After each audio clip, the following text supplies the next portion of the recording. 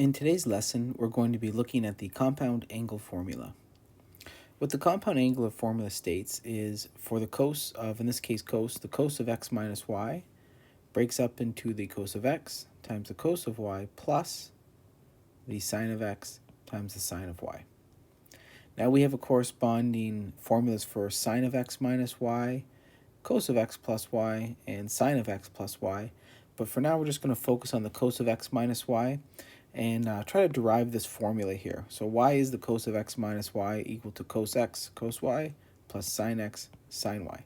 Let's take a look at a proof. To see the compound angle formula for cos, what we're going to take a look at here is three different terminal arms. This is a unit circle, and I have a terminal arm having a measure of b, a terminal arm having a measure of a, and then by subtracting those two measures, i.e. a minus b, we now have the angle of this triangle right here. Now by definition, this terminal arm here, the point on the unit circle having a angle of b will be cos b sine b. And likewise for this terminal arm here, since the measure is a, this point here by definition of cos and sine, this will be cos of a sine of a. What I want to define now is I'm going to define this as L, and this will be the length from these 2 points here. We'll define that to be L. And what I'm going to do is I'm going to calculate that length in two different ways. So one way I'm going to calculate the length is notice that because we are on the unit circle, this has a length of 1, and this has a length of 1. I know the measure from here to here is a minus b, and therefore I can use the cosine law. Using the cosine law we get, so you'll notice here using the cosine law I have L squared equals 1 squared plus 1 squared minus 2 AC times the cos of A minus B. And simplifying, you get your L squared is going to equal 2 minus 2 cos of A minus B. Now another way I can calculate the length of this line is by using our distance equation. The change in your x squared plus the change in your y squared to your square root will also equal L. Doing so, we get, you'll notice here I have change in my x squared plus change in my y squared. Expanding all this out, we get this equation here, and you'll notice here quickly we have cos squared a plus sine squared a. That's going to sum to be 1. Cos squared b plus sine squared b, that'll also sum to be 1. So our formula simplifies to become. So now I have two different ways of expressing our length squared. I'm going to equate these, and we should be able to get our cos of a minus b formula. You'll notice by equating these, the 2's will cancel. I could then divide across by negative 2, and we get the cos of a minus b is equal to cos of a, cos of b, plus sine of a, sine of b. So that proves our compound angle formula for the cos of a minus b. It's not too much work now to show what the formulas are for sine of a minus b, and cos of a plus b, and sine of a plus b. So just to recall a formula here, again, I've got our unit circle here. And for a measure here, theta, by definition, this is cos theta sine theta. Therefore, this angle inside of here, what I've done is I've reflected this triangle in the line y equals to x. And what we have here is this measure here must be pi over 2 minus theta. And how I got that is the measure from here to here will be pi over 2. And since this is the reflected triangle, this angle inside of here must be theta. So therefore, the measure from here to here must be pi over 2 minus theta. So therefore, by definition, this point here will be cos of pi over 2 minus theta, sine of pi over 2 minus theta. So now because this is the reflected triangle, that means the length of this leg of the triangle here must equal this length here. And likewise, the length of this leg of the triangle on this side must equal this one as well. So from here, we actually get two correlated angles. We get here that the sine of theta, i.e. the length from here to here is sine of theta, must also equal the cos of pi over 2 minus theta. And also we get that the cos of theta must equal the sine of pi over 2 minus theta. So in the proof above, I had shown what the cos of x minus y is. Now using this result here that we've just discussed, we can now find what the sine of x minus y is. To do this, we're going to let theta equal x minus y. Therefore, so now using equation 1 here, you can see I've substituted in for theta x minus y. So the sine of x minus y is going to be the cos of pi over 2 minus x minus y. I then distributed my minus sign. And now what we have here is I can go ahead and use my, if I group these two together here, I'm going to use my cos of x plus y formula. Now we know that the cos of x minus y is equal to, recall the cos of x minus y formula is cos x cos y plus sine x sine y. Therefore the cos of x plus y will equal the cos of x minus negative y, and then we can apply our x minus y formula here. Doing so we get, and you'll notice here the cos of x plus y is cos of x minus negative y. Applying our x minus y formula, this will be the cos of x cos of negative y plus sine of x sine of negative y. But cos is an even function and sine is an odd function. Therefore, the cos of x plus y is equal to cos x cos y minus sine x sine y.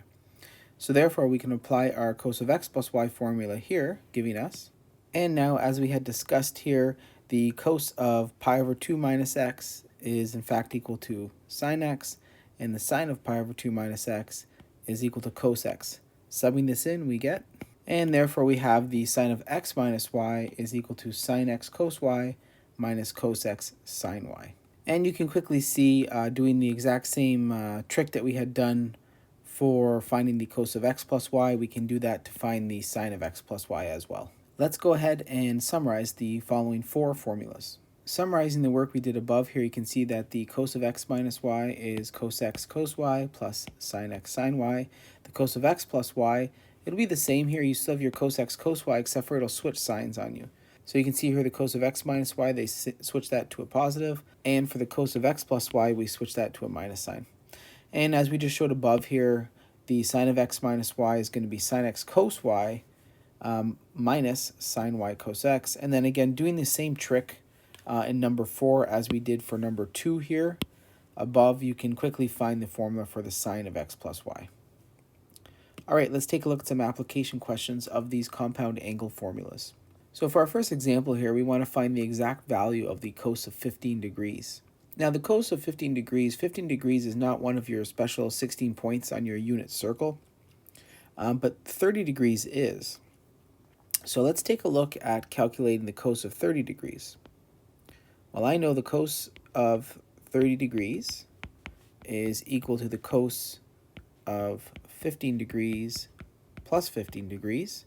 Using our compound angle formula, this will break up into, so therefore this is equal to cos of 15 times cos of 15 minus sine of 15 times sine of 15, which is obviously cos squared of 15 degrees minus sine squared of 15 degrees. Now the cos of 30 degrees, we actually know what it is.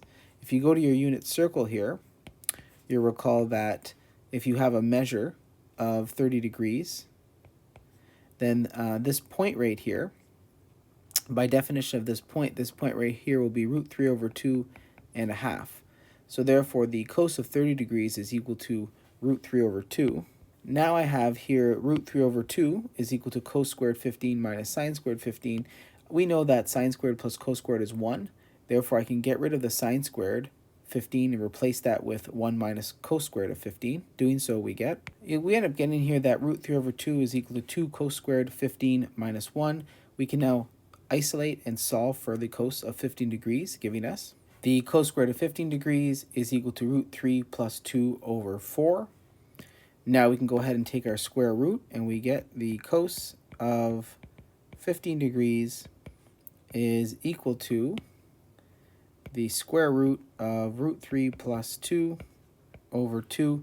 Now, when you take your square root, there should be a plus or minus on that, but because our 15 degrees is in that first quadrant, it's going to stay positive. So our answer for the exact value of the cos of 15 degrees is going to be the square root of root 3 plus 2, that entire expression divided by 2. All right, let's take a look at another example. Now for the next example, we want to simplify the following expression. If you take a look here, this is expressed as your cos of x cos of y plus sine of x sine of y, where x equals 7 pi over 12 and y equals 5 pi over 12. So therefore, this will equal the cos of, now your x is going to be equal to 7 pi over 12, and your y value is 5 pi over 12. This will be subtraction, and this will equal the cos of 7 pi over 12 minus 5 pi over 12. Recall, we have the following formula. Cos of x minus y is cos x cos y plus sine x sine y.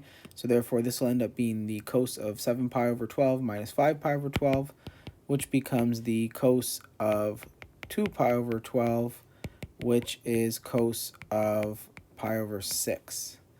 And again, if you go to your unit circle here, you'll notice the cos of pi over 6 will end up being root 3 over 2.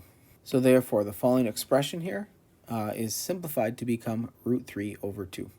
Let's look at another. So looking at our next example here, we can see that this expression models the sine of x minus y formula. Recall. Therefore, we end up getting that this becomes the sine of 2x minus x, which is in fact equal to the sine of x. So therefore, the sine of 2x times cos x minus cos of 2x times sine x simplifies to just be sine of x. Let's take a look at another example.